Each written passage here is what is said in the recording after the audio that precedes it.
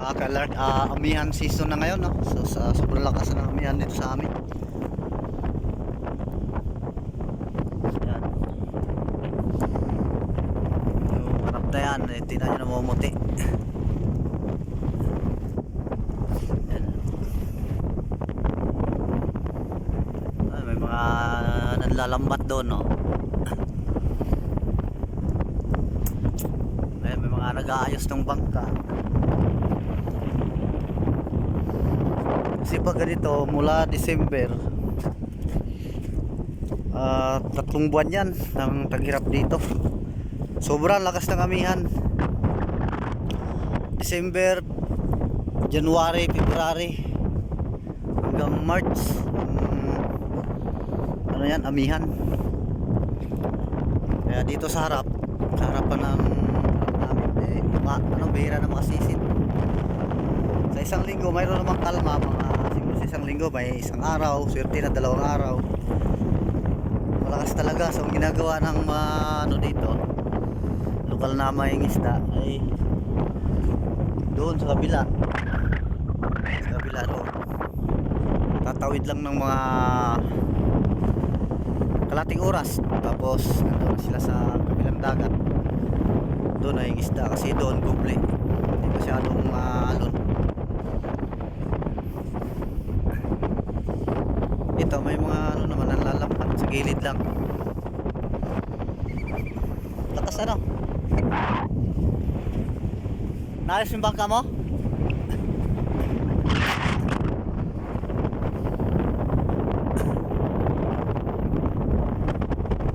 Pag high tide, low tide kasi ngayon, pag high tide sobrang lalaki ng alon, nahampas doon sa may seawall.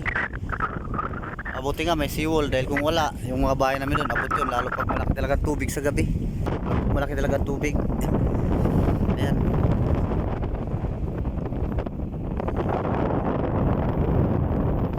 Tingnan nyo naman, no?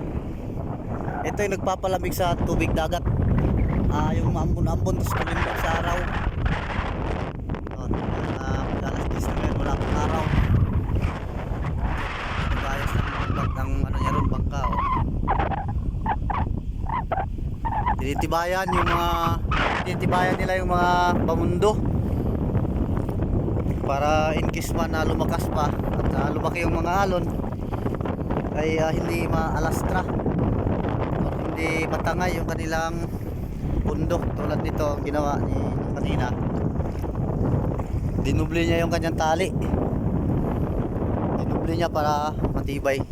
Yan.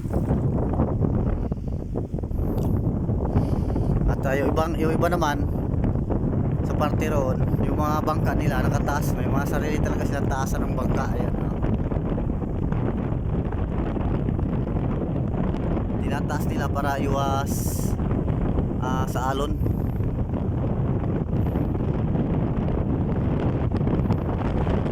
Ang lakas. May nanlambat doon ng ano, palakad lang.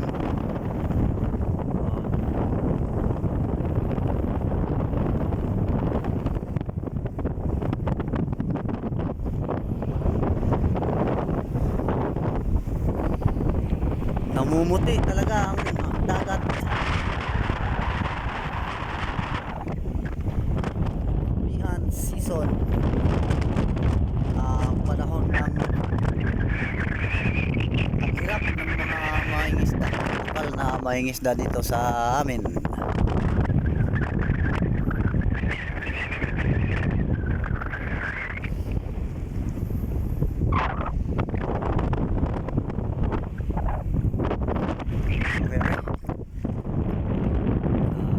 Thank you sa ano, na-update ko lang kasi hindi na mahirap upload ngayon, kaya hindi na kami nakakapamana.